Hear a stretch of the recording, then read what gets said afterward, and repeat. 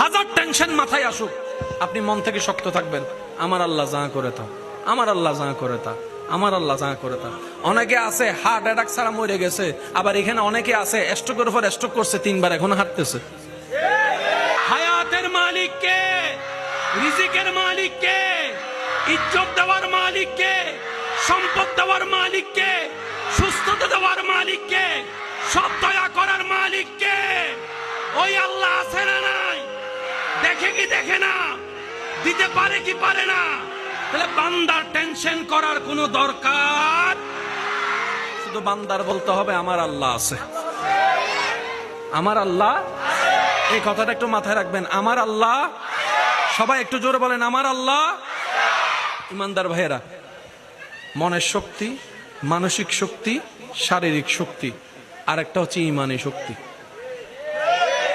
কি শক্তি?